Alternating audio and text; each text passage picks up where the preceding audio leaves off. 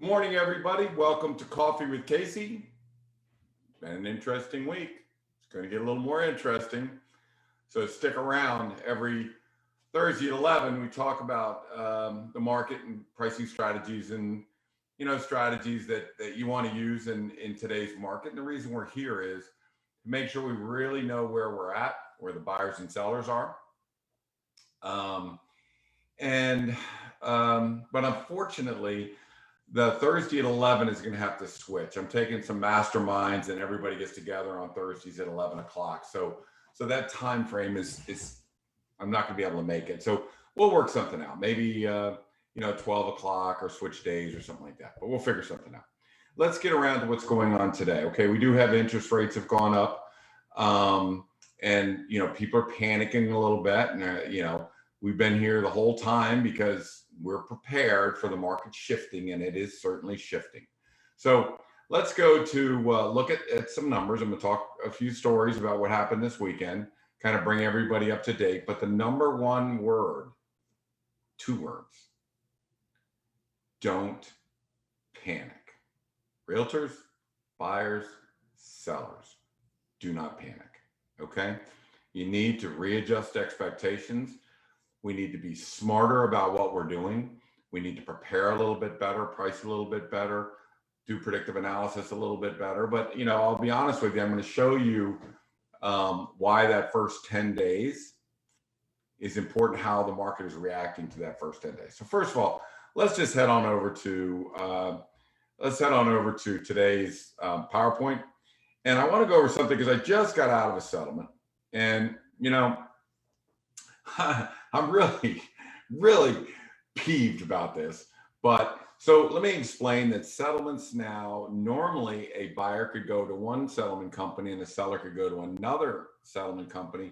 In the ultimate wisdom of the state of Virginia, they've decided that everybody's got to go to the buyer's settlement company unless they choose to go to, whoever the seller wants. But they can only go to one, right? So what does that do? Does that save the customers money? Does it, is this good for consumers like it's supposed to be? Let me just show you where I was just at.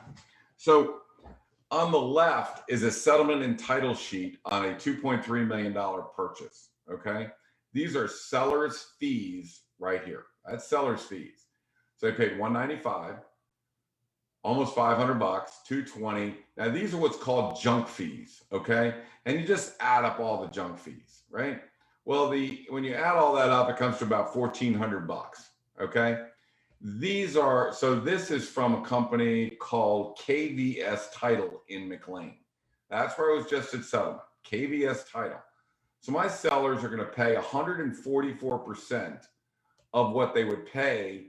This is Cardinal Title. This is the Samson Properties settlement and title arm, if you will. So here you're paying about $965 and change or whatever, and here you're paying like $1,400, right? So now we're forced to go to this company. We don't have a choice. We're forced to go to that company. So you call BS on the settlement title company and you say, why is this processing fee here for $500 and all these junk fees equal $1,400, $1,500 when they should be somewhere in the mid 900s. Now, the settlement attorney gave me a bunch of two-step and high talking. The state of Virginia requires regulations and all the rest of that stuff. That's all BS. That's all a bunch of crap. This is exactly like Fargo when he wasn't going to pay for the undercoating. And he goes, well, let me see what my manager will do. Well, he's never done this before, and she gets up and she's got to talk to management. Maybe there's some wiggle room for this is all a bunch of BS, right? Go to your manager, waive the fee of $495, and let's get on with this. But it was a drama, right? So anyways, a lot of agents and sellers don't want to question a settlement and title company on something like this, but you got to call them out. You got to say, look, we're not paying 44% over and above the standard, fee just because the state of Virginia is forcing us to use you. So you agents have to fight in Samson Properties. You have to fight to go to Cardinal Title. You can show them this example of, You know, if we got to go to somewhere else, it may cost us an extra $1,500, and there's no guarantee that that settlement company is going to waive that $500, but they did. But there's no guarantee that they could. So, I mean, it's just doing settlement, for gosh sakes. It's signing documents, all right? So anyways, there's really no cause for that. But I do want to draw that to attention. This is new. We are being forced to go to a buyer settlement company, but most of our buyers and sellers are all going to Cardinal Title for this reason. So is it important who the settlement company is? Yes, it is. All right. So let's take a look at the market. All right. So the market is, you know, I always say interest rates and inventory will drive markets. This is the first 2 weeks of July, okay, of June. Okay. So Vienna inventory, that means houses that are coming on the market, is up 21%. And you can see it's fairly consistent throughout all of Northern Virginia that definitely inventory is coming onto the market. Now, this is coming on compared to a 5-year average. So I take the first 2 weeks of June, what's the 5-year average in Vienna, and then what's 2022 compared to that? Well, we're up 21% over the 5-year average.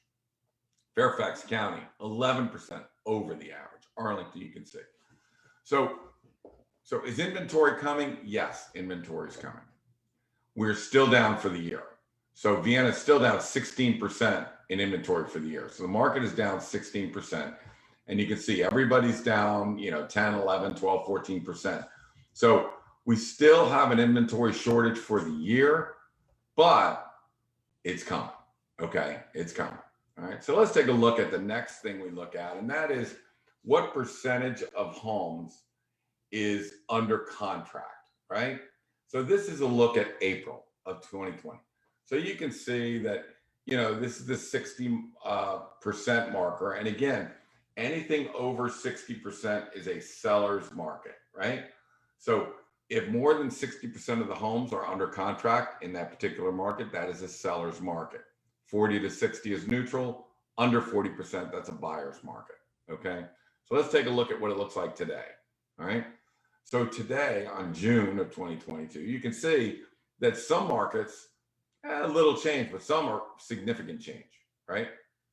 Some are extremely big change. So Vienna had, 75, 76, 77% of their homes were under contract at this time. Now it's about 53%. So look at Oak Hill. So if we're selling something in Oak Hill, like we were, we need to know that we went from, 83% down to 53%, right? So you can look across, some markets aren't changed that much. Again, let's take a look at the 60% line. That's the seller's market. So Arlington, McLean, Vienna, and Oakton are no longer in a seller's market. Oak Hill, no longer in a seller's market. Well, if you look up here, you still have Reston, Centerville, comfortably in a seller's market here in Ashburn, Haymarket, just barely, Leesburg, just barely. And Percyville is still in a seller's market. So look at the outerlying areas are still in a seller's market when all of these areas in here are not. Now, there's a major reason for that, right? So what I look at is the first, 10 days, how we sell that. But, you're going to have to get used to a term that is you're going to hear a little bit more of, and that is declining market. We have a declining market. 78% of the homes were under contract in January. It's worked its way down. It is currently still at 58, right? But that's down from 78.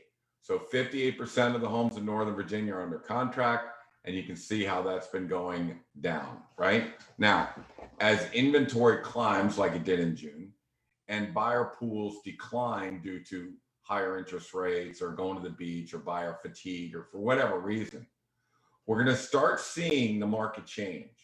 No longer can you throw a house on the market and everything goes under contract, right?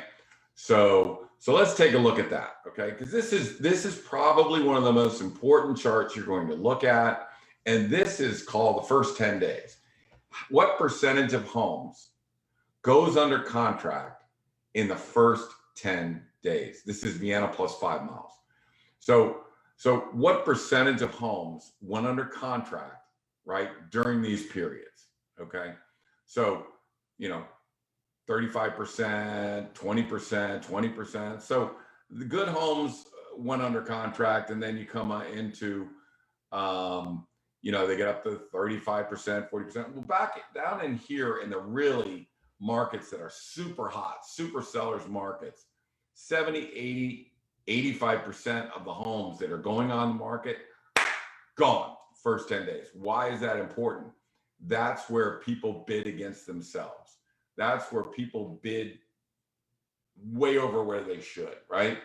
So if you're a seller, you want to sell in that first 10 days. Why?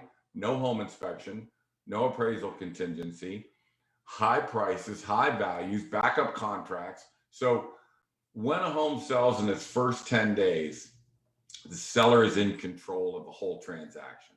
So as you can see in here, they're in control. So basically I look at this and say it's kind of idiot proof, where if you put a house on, pretty much everybody's going to be able to sell it and get under contract.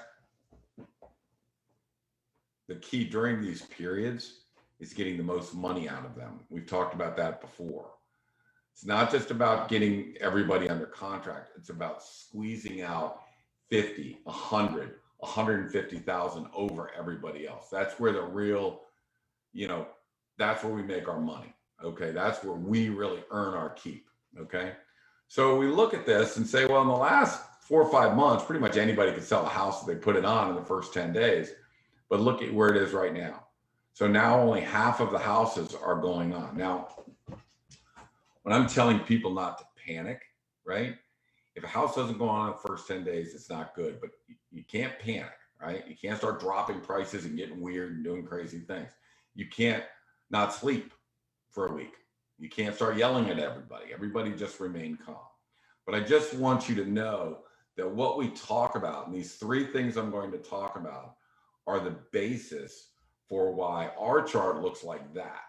So these are the numbers. This is the percentage of how many of our houses go in the first 10 days. These are hundreds. So in this month, all the homes we put on the market went under contract within 10 days. This month, I think we've had maybe 7 months in these 2 years, 7 months where all of them went under contract in that first 10 days, which is important. But as you can see, even when people are at 20%, we can still get to 80, 85%. And based on the theories and strategies, I'm going to tell you here in a few minutes, 3 top strategies you have to do. So you can see this is a big difference. This is consistent. So this is strategy. This is luck. This is market luck, strategy. Okay. All right. So what are the 3 things that we have to do, right? The three tools that you need in this seller's market. Okay. Number 1, it's an emotional purchase for anybody. Your home needs to be in good shape. It needs to be appealing. You cannot just throw it on the market and expect anybody to buy it. You just can't do it. You've got to really make sure now. And again, we have sacrificed some of the look. Maybe we didn't paint the whole house because speed was of the essence. We were trying to get to this market before it blew up. So, what we're trying to do is only the essentials to get the house ready and get it on the market. Okay. The second thing you need to do a predictive analysis. You need to know prior to launch, are we going to sell our house? Are we going to be the success of that chart? Let me just go back to this real quick. I'm going to show you something. Let me get this back up. I went back prior to, let me get through this. I went back prior to 2020. January 20, right here, is where we started to, that's where we started to do our predictive analysis. Okay. I don't know why that's going weird. We started to do our predictive analysis in January 20 because we didn't know what the market was going to do. What is a predictive analysis? A predictive analysis is move your marketing date to coming soon day one, right? So do your coming soon. Be very thoughtful about where the list prices have been that people are going on having their success. Doesn't matter what they sold it for. I need to know what did they list it for, right? That's where the buyer pool was. So we moved all of our marketing to day one, right? Then you market. Then you need to unemotionally analyze the market. Let's say a seller wants to go to 950, right? And we're at 900, right? Okay. Well, we go to 900 and we test it and it doesn't work. We don't have enough buyers. There's only 1 or 2 buyers coming. We can see in the showing time they're not coming. Nobody's favoring the deal. We're not getting any calls from the realtors. It's really just crickets out there at 900. So we go to 850. Well, we're going in the wrong direction, right? You want 950. And by the way, forget about what you want. We're just trying to get the highest number we possibly can. Don't be governed by that because that will steer you in the wrong direction, right? So the buyer pool's not there for this house at 900. We moved to 850. Well, I don't want to go to 850. Well, you better go to 850 because that's where the buyer pool is. Then you get 975 on the final price. Now, we just reduced 2 listings from the projected number. We had to move both of them down $50,000. Okay. Both sold, both had a huge premium. I mean, we sold 3 houses this weekend, an average of $150,000 per house. So is the market still here? Yes. Can you still get your premiums? Yes. Do you have to be careful with the predictive analysis? Yes. That's the second thing. You got to prepare. You got to do your predictive analysis. You have to unemotionally. I can tell you that I really appreciate those sellers will put their faith in us and say, well, if you're the guy, if you say do it, I'll do it. And they do it and they make out $100,000 better off than they would have before, or 150 or 200,000. Or as we're settling on Friday, $207,000. Neighbor sold, put on for 1.4, neighbor sold for 1.43. They really wanted 1.45. 1.4 wasn't doing it. It wasn't giving us the number. It wasn't giving us anybody coming in that house. It's a beautiful house. We had to drop it to 1.35, but we really wanted 1.45. I know, but we got to drop it to 1.35. Okay, you're the man. You said it. We got 1.557. Okay, $207,000 over what we listed it for. And this happens every single time. I'm telling you, had we not dropped that to 1.35 from 1.4, they would have sat there. They would have proved to the market they're not worth 1.4. They would have ended up in the high 1.3s. Guarantee it. It ended up in the 1.3s. So if you dropped it during the predictive analysis to 1.35, you get 1.572. You get $207,000. But if you don't, you're going to lose. You're going to lose that money, right? You're going to lose $25,000, $30,000. So the advice that we're giving you on some stupid podcast on a Tuesday morning saves people $200,000. I can tell you it saved 2 people $100,000, easily $100,000 this weekend. And you know, again, if our houses are selling on average for $150,000 and we got all of them under contract, right? For an average of $150,000 premium, but this same week, only 50% of the other houses went under contract. Why? Because they went off at the higher price when they never should have. They didn't test the market during the coming soon period like they wanted to. Some people try and use that period to sell their house, right?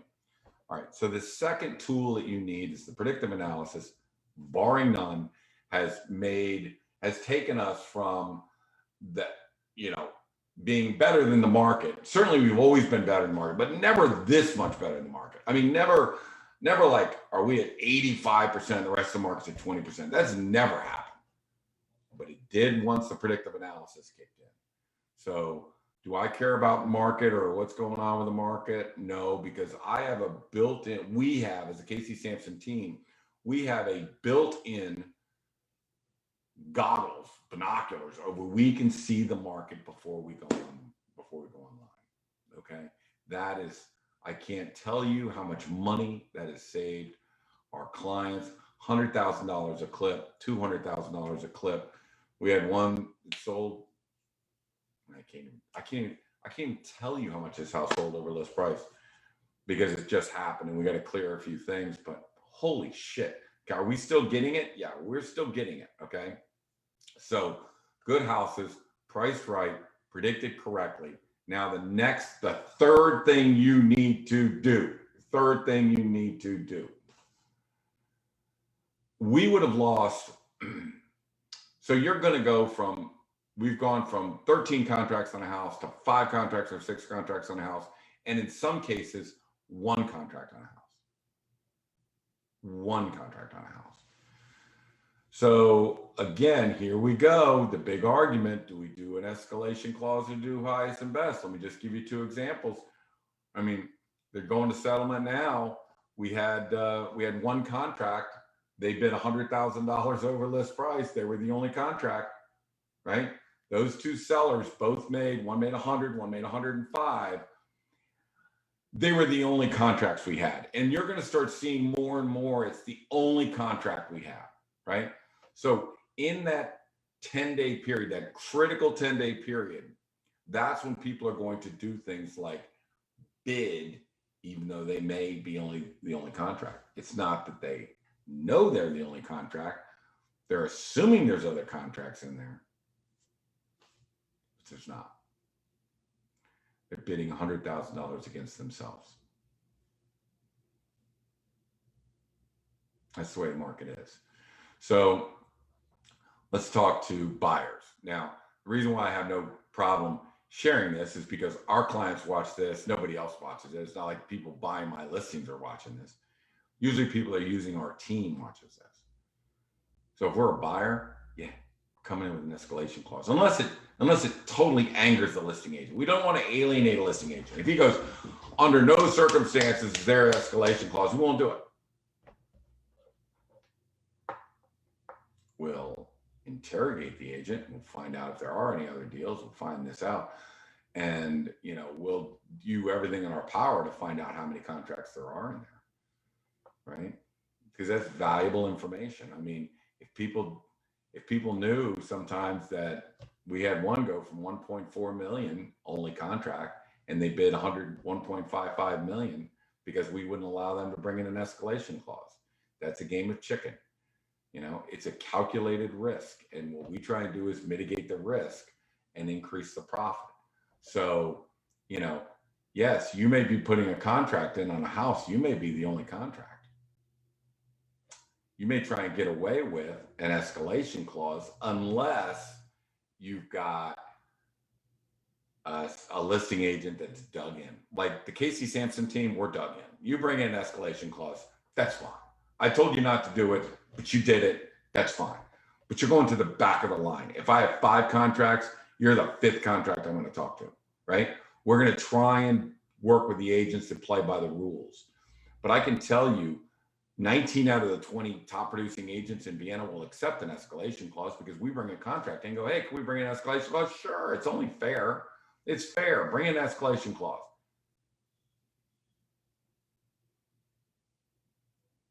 That would have cost my sellers.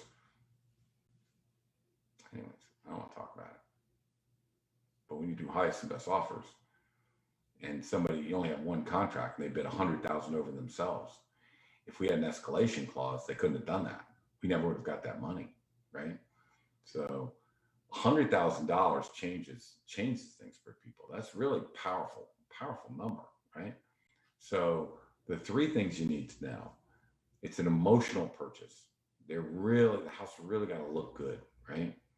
You've really got to test that house, right? If you want to do it, and you really need to use highest and best offers if you're a seller. Okay, those are your 3 things that, even though the market's going to go in flux, these are the 3 things you need to do. And then the highest offer you get, that's what your house is worth at this time. Now, we are in a declining market, so it's not going to be worth as much later, right? It's not going to be worth as much down the road because now we're going to go through a little high interest rates, high inventory, suppresses prices. It's going to bring it down a little bit. Don't worry about it. You know, we're playing on the house's money right now. You guys we've had a 30% appreciation in 2 years. I mean, give me a break, right? So you look at a house, it's 1.35. Come on, man, it was worth $1.1 million. It was worth $1 million, 2 years ago, and now it's worth 1.35, and they want to squeeze it. They're upset if they get 1.3. They only made 300,000 in 2 years. So, and what happens is by going after the bigger number, I'm going to say this because I've said this for the last 3 years, that pigs get fed and hogs get slaughtered. If you get too greedy, you're going down, right? See this group right here? So half the people aren't getting their contracts. Half the people are going to extend past that 10 days. Half the people are going to have lower prices. Half the people are going to have home inspections and appraisers and all the rest of that stuff they have to deal with. Pigs get fed, hogs get slaughtered. When we say you got to move back down $50,000, just move down $50,000. Trust me. Doesn't mean we're giving it up. It just means that's where the buyer pool is. And the only way to get the highest and best price for your house is go for the buyer pool. Okay. So, is the market changing? Interest rates, it's gonna get a little mucky here now. Okay. But markets go like this. They go like this. It is what it is. Let's keep an eye on the market. My job is to sell houses, and the 3 things I've just told you are the way we're going to operate no matter what. My houses are always going to sell. Most of them are going to sell in that first 10-day period. Our job, drive everyone in the house, get the best offers we possibly can, and get the best deal we can, right? Our thing for buyers, there's more inventory. Get out there, take advantage of agents that overprice houses. Then we'll come in. The sellers are all panicking. I'm telling you, sellers, do not panic. My seller, don't panic. If it doesn't sell in first 10 days, relax. We got other things we're doing. We're going for the Monbacks. We're going for the contingent contract. We'll go for, there's different steps we'll take if we get beyond that 10 days, right? We have a contingency plan for that 1 or 2 houses that go beyond the 10 days. But relax. We're playing on the house's money. Don't forget that. Okay. All right. My name is Casey Samson. I run the Casey Samson Team in Northern Virginia. If you're looking to buy or sell a house in Northern Virginia, you can give us a call. We're Fairfax County's #1 agent, #1 team. And I have 6 of the most incredible agents that work with me. Now 7. Billy Pickett's really starting to blossom. But whether it's Billy or Kelly or Colby or Morgan or Pat or Pam or now the Billy Samson or Billy Pickett, they're absolute 100% professionals. They're doing a great job, right? How can you be the #1 team in Fairfax County when the #2 team has 102 agents or 114 agents or whatever it is? They got 48 support staff and 102 or 108 agents, and we've got 6. And we're outperforming them. So great job to that group and to Julie and to Michelle, who are just busting and killing it, and Sharon. So thank you all very much. If you need any help in this market, give me a call, 703-508-2535, or you can reach me at Casey@CaseySamson.com. If you want to know what your house is worth based on the newest comps, send me a text, 703-508-2535. See you guys next week. Bye now.